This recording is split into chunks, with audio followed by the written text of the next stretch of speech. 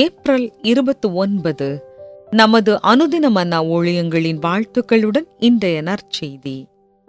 எப்போதும் நம்பக்கூடியவர். இன்றைய வேத வாசிப்பு சங்கீதம் 145 வசனங்கள் 9 முதல் 13 வரை. கர்த்தர் எல்லார் மேலும் தயவுள்ளவர், அவர் இரக்கங்கள் அவருடைய எல்லா கிரியைகளின் மேலும் உள்ளது. கர்த்தாவே, உம்முடைய கிரியைகளெல்லாம் உம்மை துதிக்கும்.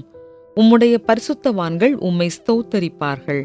மனுபுத்திரருக்கு உமது வல்லமையுள்ள செய்கைகளையும் உமது ராஜ்யத்தின் சிறந்த மகிமை பிரதாபத்தையும் தெரிவிக்கும்படிக்கு உமது ராஜ்யத்தின் மகிமையை அறிவித்து உமது வல்லமையை குறித்து பேசுவார்கள். உம்முடைய ராஜ்யம் சதா காலங்களிலும் உள்ள ராஜ்யம். உம்முடைய ஆளுகை தலைமுறை தலைமுறையாகவும் உள்ளது.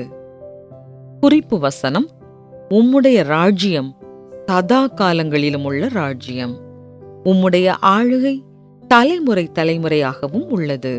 சங்கீதம் 145:13. நான் அதிகமாய் கவலைப்படக்கூடியவன்.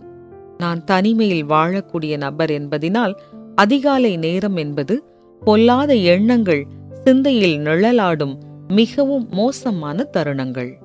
எனவே சீனாவில் பணியாற்றிய ஒரு பிரிட்டிஷ் மிஷனரியான ஹட்சன் டெய்லரின் மேற்கோளை எனது குளியலறை கண்ணாடியில் ஒட்டி வைத்தேன். என் எண்ணங்கள் பாதிக்கப்படும் போது நான் அதை பார்க்க முடியும். ஜீவனுள்ள தேவன் ஒருவர் இருக்கிறார். அவர் வேதாகமத்தில் பேசியிருக்கிறார். அவர் சொன்னதை செய்வார், வாக்கு செய்த அனைத்தையும் செய்திருக்கிறார் என்று அந்த வாசகம் நீளுகிறது. டெய்லரின் இந்த வார்த்தைகள் பல வருடங்களாக தேவனுடன் நடந்து அவர் யார் என்பதையும், நோய், வறுமை, தனிமை மற்றும் துக்கத்தின் போது அவரால் என்ன செய்ய முடியும் என்பதையும் நமக்கு நினைவூட்டுகிறது. தேவன் நம்பகமானவர் என்பதை அவர் சாதாரணமாய் அறியவில்லை.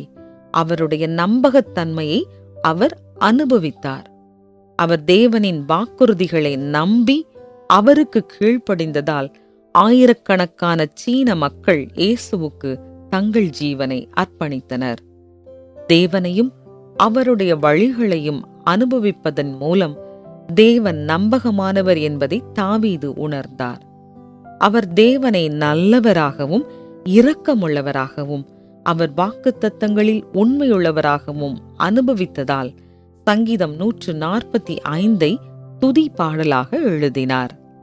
நாம் தேவனை நம்பி பின்பற்றும் போது அவர் தன்னை யார் என்று சொல்லுகிறாரோ அவர் அதுவே என்ற நம்பிக்கைக்கு நாம் பாத்திரவான்களாகிறோம். அப்போது தாவீதை போல் நாமும் தேவனை துதிகளின் மூலமாய் மற்றவர்களுக்கு தெரியப்படுத்துகிறோம். நான் கவலைப்படும் தருணங்களில் தேவன் உண்மையுள்ளவர் என்பதினால் அவரோடு நடக்கும் நம்முடைய அடிகளில் பாதிப்பு ஏற்படாத வகையில் நம்மை அவர் நடத்தட்டும். சமீப காலமாக நீங்கள் எதை பற்றி கவலைப்பட்டீர்கள்? தேவனின் எந்த வாக்குத்தத்தத்தை நீங்கள் கடைபிடிக்க முடியும்? ஹட்சன் டெய்லர் மற்றும் தாவீது ராஜாவின் நம்பிக்கை வீண் போகவில்லை என்பதை அறிவது எப்படி உங்களை ஊக்கப்படுத்தி நம்பிக்கை அளிக்கிறது? அன்பான தேவனே, எனக்கு உண்மையாயிருந்து உம்முடைய வாக்குத்தத்தங்களை நிறைவேற்றியதற்காய் உமக்கு நன்றி. ஒவ்வொரு நாளும் உம்மை நம்பி உமக்கு கீழ்ப்படியும் பொருட்டு உம்முடைய உண்மைத்துவத்தை நினைவு கூற எனக்கு உதவி செய்யும். ஆமென்.